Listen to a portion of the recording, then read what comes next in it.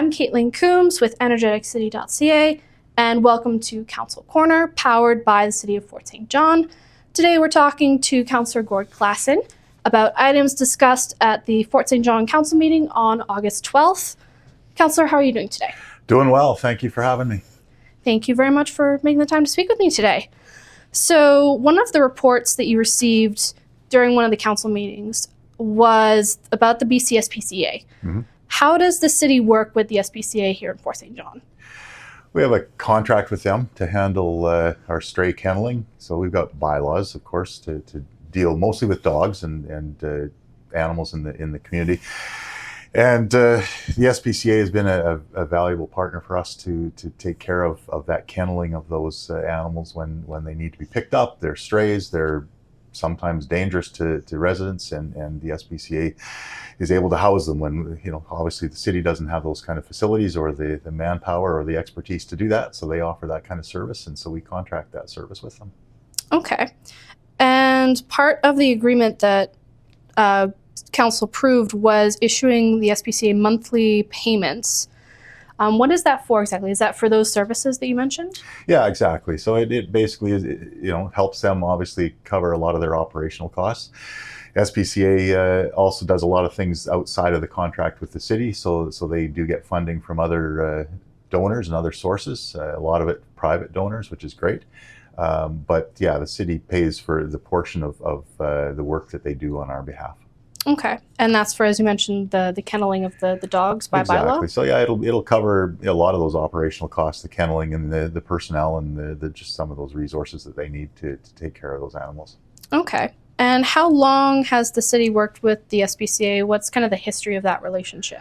Well, it's been, again, because the city doesn't have the resources or the expertise to handle these things, really it's been decades that we worked with them.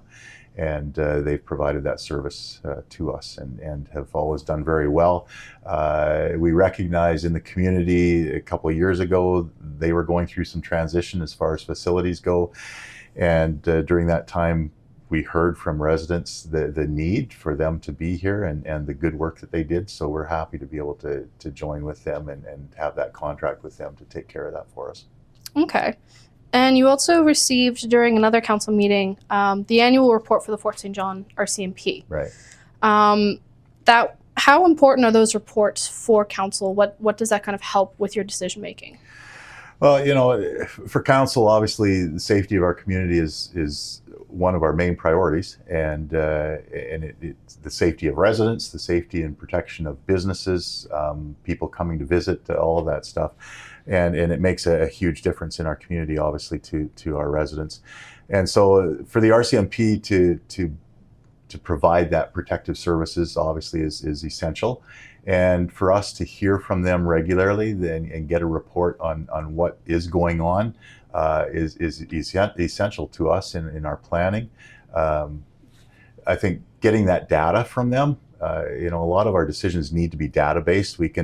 You and I might see the same event go on in our community, so now there's two reports of whatever it is, and it feels like sometimes it's more than what it is, sometimes maybe it's less because we don't have people identifying it. And so to get the actual numbers from them and get them to come and tell us what is actually going on in our community, what isn't going on, for us to look back at trends, and you'll notice from that report that we look back several years back to see what areas of crime and different issues are going on in our community, how those increase and decrease over time, and we can look at what's going on in our community activity-wise, who's moving in and out, and what kind of activities are going on. And it really helps us, I think, to again, just accurately assess what's going on in our community right now and how it may differ from years past, and also help us, obviously, in planning for the future. We set out priorities and work with them to set out priorities, policing priorities in our community. And so as we look at some of that data and we realize that, this area seems to be an issue, let's focus more of our attention on that for the next little while and see if we can bring some of those numbers down. It just really helps to educate us and help us to plan in a very principled way how we're going to approach the future in our community. And then there are related issues. When we see those numbers, we can start to identify, because of some of the other business that we do as council, we can identify other issues that may be impacting some of those statistics and that data, and hopefully work alongside the police in other agencies and other organizations to try to minimize or reduce some of those numbers that we see in the reports that they bring. So yeah, those regular reports are really important for us. Okay, wonderful. And you've got council has a couple major projects going on around the city with the city of Fort St. John. One of those is the 100th Street corridor. That's been in for a couple of years now. How's that going, and where is it with that project? Kind of what's to come for it? Yeah, so we're getting close to the completion of this stage, and people that have driven by there will notice that it's getting to that place. The concrete is in, and they're getting ready to lay down the pavement, and sidewalks are mostly in. I think they had a little bit more work to do on that.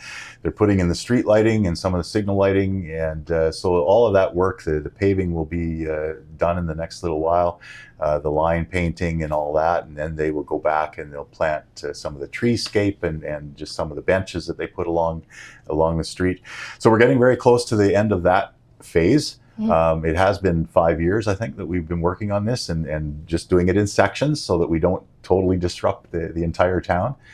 So we're getting close to the end of that project, and it's really rewarding to see that come to an end, and I think probably satisfying for our residents. We talk about two seasons in this country. One is winter and the other one's construction, and so as soon as they can get out there, they start working on that, and it's disruptive to the community, but in the long run it's doing some great things. As you likely know, the whole reason and the original reason for that work was to replace the underground infrastructure and improve that. And so that's really what the impetus was to get us started on that project. And so obviously that's the real essential piece, because that's the infrastructure of the city that needed to be replaced. It was aging out, and rather than continuing to spend dollars on repairing and maintaining some of that, it was just important to get down there underground and actually replace it and improve that infrastructure. So that was really the impetus that got us started. And of course, while we're doing that, we might as well, beautify and make some improvements to the above ground stuff as well. So that's what we've done. So yeah, it's getting close. So like I say, they're getting close to sometime early fall. They should be wrapping up, and we'll be able to resume our traffic and our driving through that downtown area. Wonderful, and it'll be lovely that it's more beautified and improved underneath. Yeah, it's really nice. There are people in our community that it may not make a big difference to. My wife and I do a lot of walking, and a lot of it's downtown, and to have those wider sidewalks and better lighting just makes that whole experience, even going down to a coffee shop downtown, to have that just that availability of a nicer walk and just a calm downtown is a really good thing. And I think, again, a lot of what we look at is not only for us, but for people who are looking at moving here, tourists coming through, to make that whole downtown area a little bit more livable and walkable and enjoyable and safe. Is really important. So yeah, this has been a great project, but it'll be nice to have it done, and we can move on to other things. Absolutely. And speaking of other things, you've got some upcoming projects and ongoing plans for Kin Park, as I understand, right. Since 2021. How's that project coming along, and what's the future of that? Yeah, that project, like you say, it's been going on for a little while already. It took a lot of planning, took a lot of consultation with community to see what are the key things that we want in our parks. It's another one of those features of a community that's so important, not only to current residents, but to people moving here that are looking for recreation areas and play areas and areas for their kids to enjoy and families to enjoy. And so we put a lot of planning into it, and they're taking our time, in completing a lot of that project. It would be great to do it all at once, but our season isn't long enough to do it all at once. Plus, we can't spend all that money all at once. So we try to do it in a more planned way. So, they've got new playground equipment installed in that park. There's a washroom facility there now. The pump track that everybody's so excited about. I had to actually read up on it the other day to understand what it was. I wish I wasn't as old as I am. I might try it, but I'm not sure I'm going to be able to do that. The stormwater pond, again, not a glamorous thing, but something that needs to happen, is underway, and that work is going to be completed. And then, of course, a new parking lot and some of the trails that are being prepared just to make it, and we've heard from so many of our community members already just how wonderful it is even to this point. And I think it's going to be a really nice addition to have all those renovations and those upgrades to that park. So we're excited about that. Wonderful. And you've got some pre-construction going on at the boat launch at Charlie Lake. Right. What's the plan for that one? Yeah, so again, I think it's important for people to understand, and maybe people don't understand, that because it's out in Charlie Lake, there's the assumption that it's not city, but it actually is city-owned property. And it goes back, there's a history there of water licensing and other things that the city owns that area. And so part of our responsibility and part of our desire is for the community, for residents of the city and also others that use it, obviously, is to have that boat launch operating properly as it should. And so we've been working on there and extending the boat launch to prevent damage to boats and to make it safer for users. Crews started last week and are scheduled to have that complete in the next week or so. So that's exciting. So they've redistributed some gravel and they've installed new concrete matting. And again, when they do projects like that, they're looking at what is the sort of the best practices that they see in not only in our area but other areas as well. And so they use some of that technology and some of those operational practices to do the best that they can to make that a workable boat launch. And so that's just another one of those things that maybe people don't see happening all the time because it's not front and center, but it's an important piece of what the city's able to provide.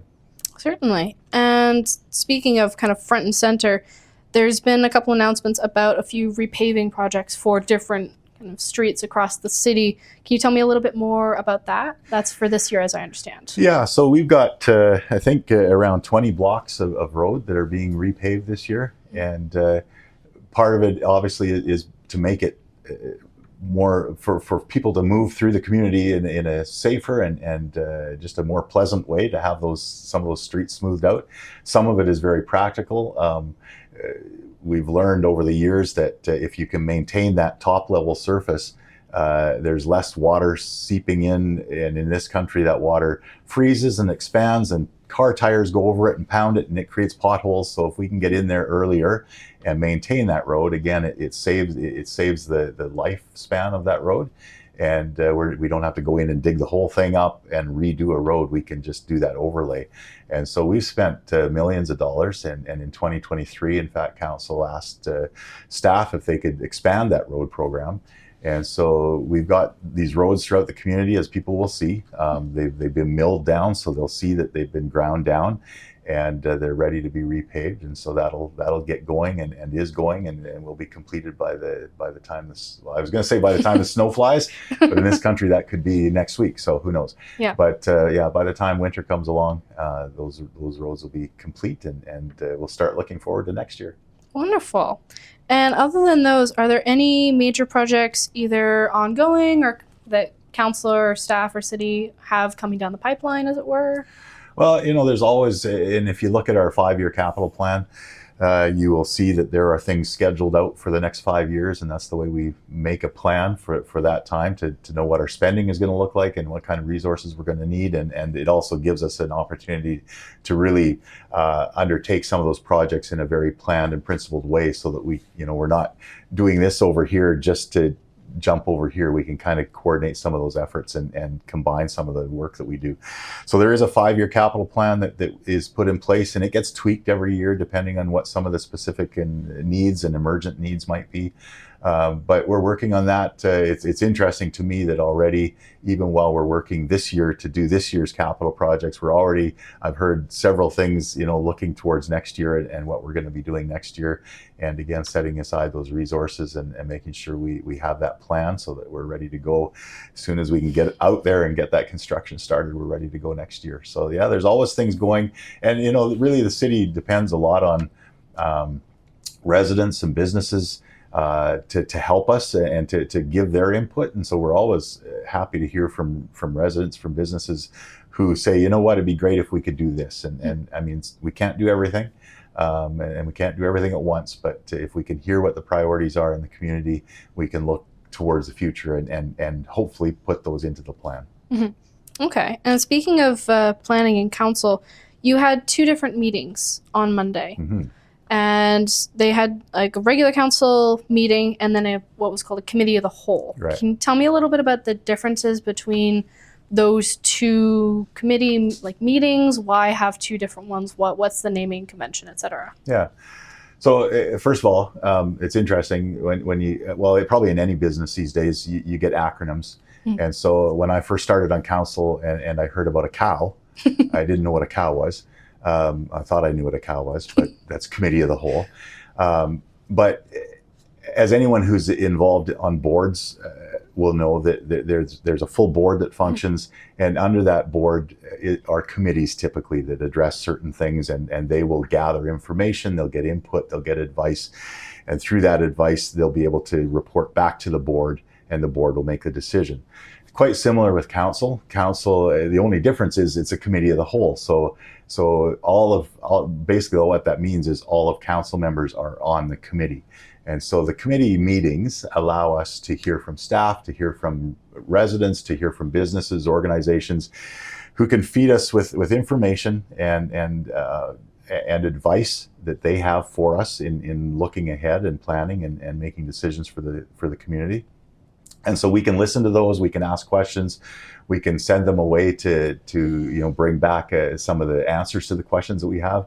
And that all happens in a committee meeting, as it would in any other committee that would operate under a board's authority. That committee doesn't make decisions on its own. They gather that advice, they discuss, they get the information they need, and then through that they will make a recommendation to the council, which is the same group of people, but different function and different authority level. And so council then will get a report often based on what has happened and what's been discussed in the committee meeting. And council will get the report probably at a later council meeting based, after the work has been done and the research has been done and those questions have been answered. It'll come back to council as a report and then and as a resolution that council then, moves and potentially passes. So it's just part of the process. It may not make sense always to people why that same group of people meets in a committee meeting and then just turns around, same group of people meets in a council. But it is a process. It really is. It's efficient. It's effective.